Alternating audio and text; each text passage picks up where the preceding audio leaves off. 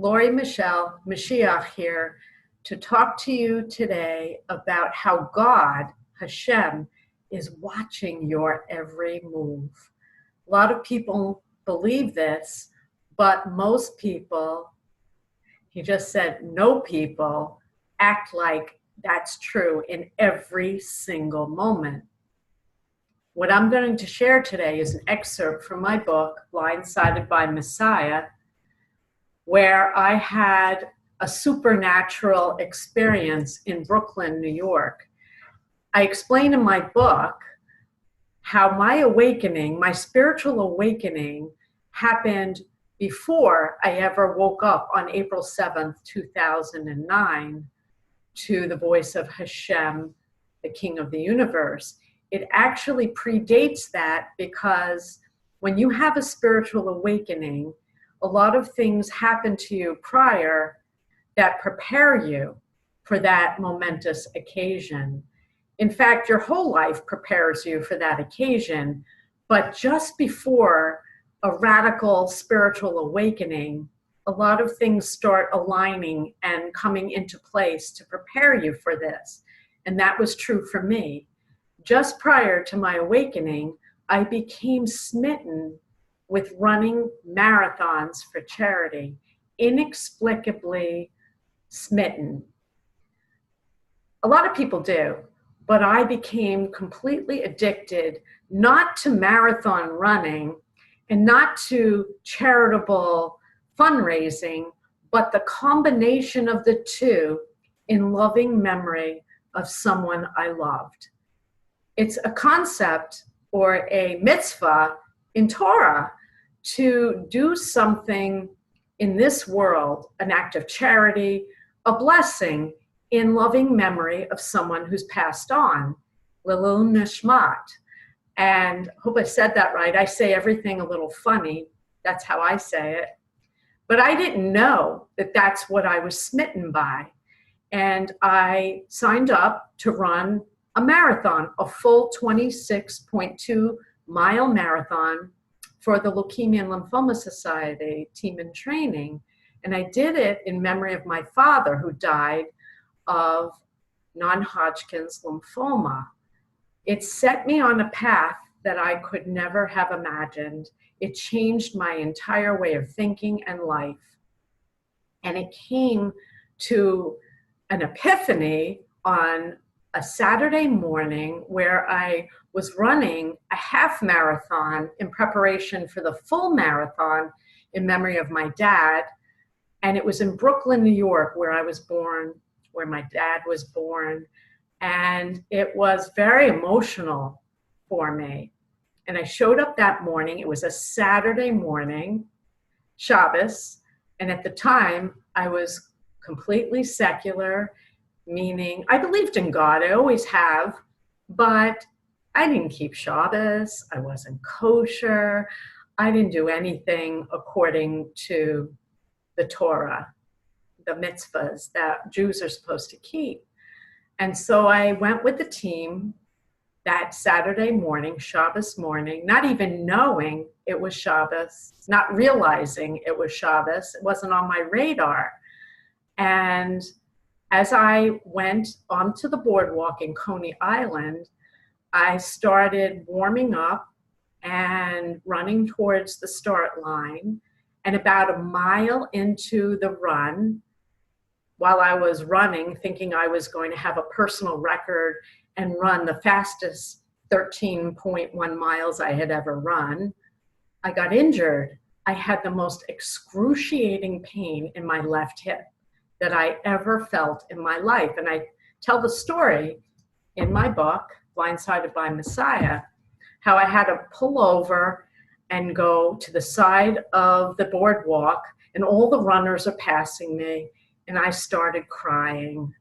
I thought, God, what's happening to me? This is for my dad. This is in memory of my father. And if I can't finish this 13.1 miles today, in 2 weeks, I'm supposed to run the full marathon and honor his memory. And I just started crying. And suddenly, this woman ran past me. She was tall and she had blonde hair. I'll never forget her. And she started screaming at me, "You don't stop. You keep going. It'll go away." And she shocked me. I stopped crying. And I said, "I don't know who you are, lady, but I guess I better figure this out. Maybe I can finish this race somehow." And I did what I always instinctually do when I'm in a time of crisis and trouble. I prayed. So I looked up at the sky and I said, "God, help me. What am I supposed to do?" I didn't even call him Hashem back then. And I looked up at the sky and I thought, this is really important. Please help me. Why is this happening? And I thought, I need to pray in Hebrew. And I don't even know why I had that thought that morning. Now I do. So I thought of all the Hebrew prayers that I had ever learned. And I went through 3, because I only knew 3. The first one was the candle lighting for the Hanukkah. And I thought, that doesn't work. And then I thought, I know the candle lighting prayer for Shabbos, for the Shabbat candles. Interesting that it was Shabbos, and I didn't light any candles the night before. And I thought, no, that doesn't work. And then I remembered that I had memorized the first 2 lines of the Shema about a year or 2 or 3 prior. It was an exercise that a rabbi had given us in synagogue one year to memorize these first 2 lines. And so I did it. And I memorized the first 2 lines of the Shema. And I thought, okay, maybe that one will work. And so I started saying those first 2 lines in English and then in Hebrew, like a mantra. Hear, O Israel, the Lord is God, the Lord is one. Blessed be the glory of his kingdom forever and ever.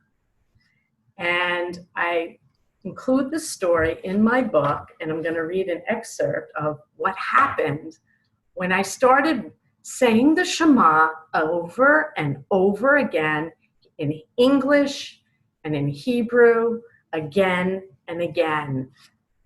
On page 65, I started in English and Hebrew, repeat. I won't say it in Hebrew because I don't want to offend, but because you're not supposed to say the name of God unless you're really praying, so I'm not going to say it.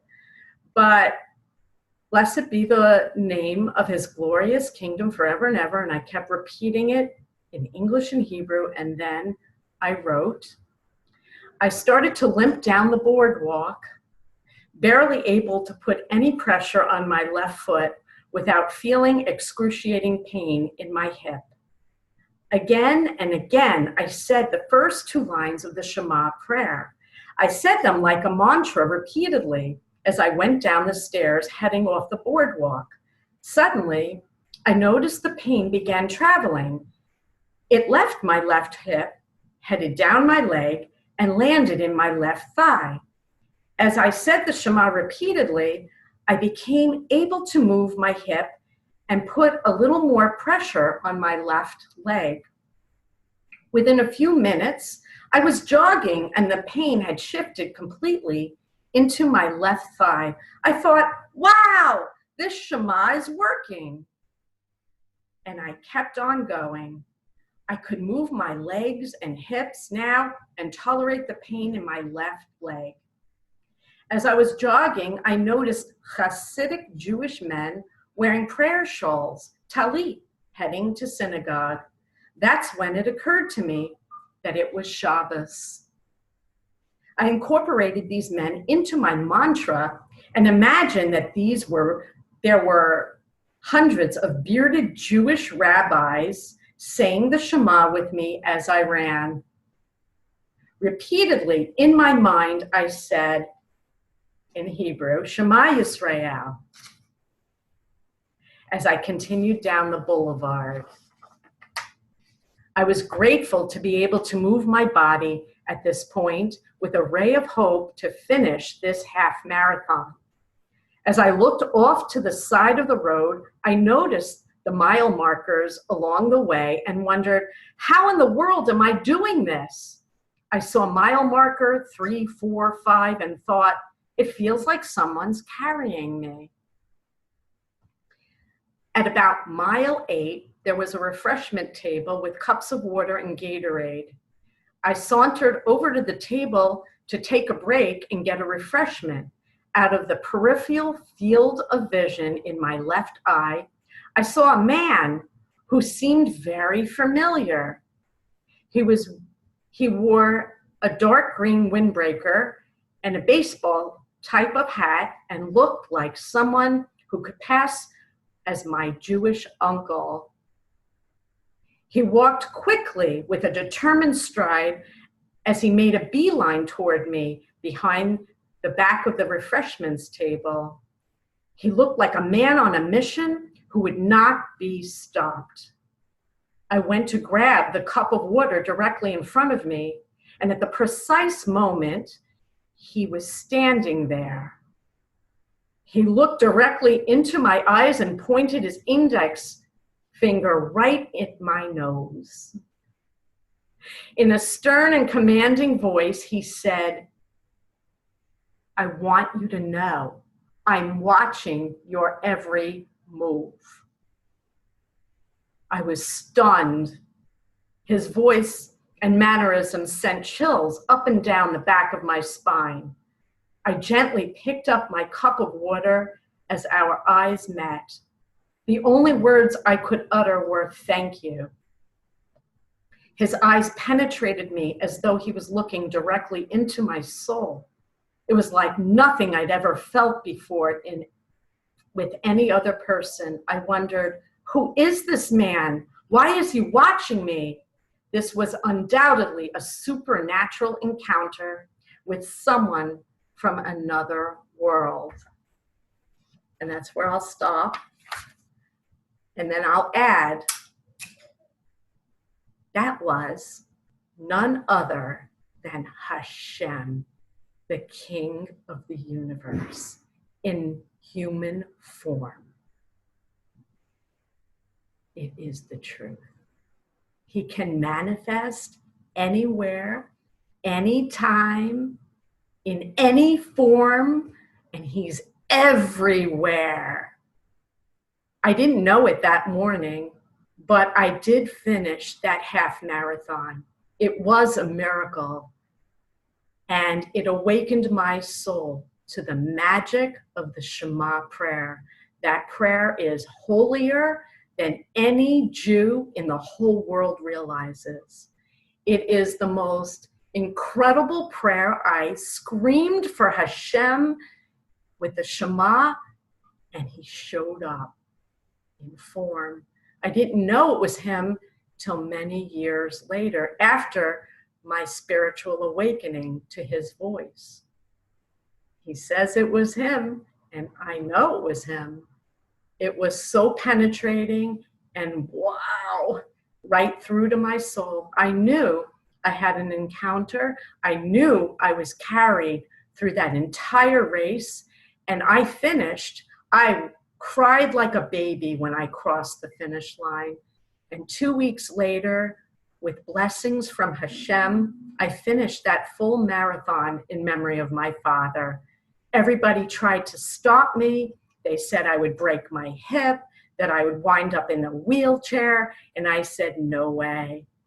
I knew instinctually it was a blessing from God, but I didn't know it was God himself who showed up in Brooklyn on Shabbos when I screamed Shema Yisrael. He's real. I'm telling you the truth. He can show up anywhere. No, he never incarnates. He is unknowable in that respect to every human being. He is incomprehensible, really. He can be anywhere in the universe, multiple places, in form, in spirit. He knows what you're thinking, whoever you are, right now. It's not knowable to us, because he's the king and he's real. I'm telling the truth. Please wake up. Please buy my book. I'm sharing the truth with you. It's time. It's the end of days. It's time to know how awesome Hashem, the King of the universe, is, and how you come from him. His soul created all of this. He is the creator and the king and the father of every human being in this world. Please wake up, go on Amazon, buy the book, and start learning more about who you really are, where you really come from, and what's expected of you right now. We're supposed to come together and learn what he desires and bring peace on earth now, in our time. God bless you. Be careful. He's watching your every move. God bless you.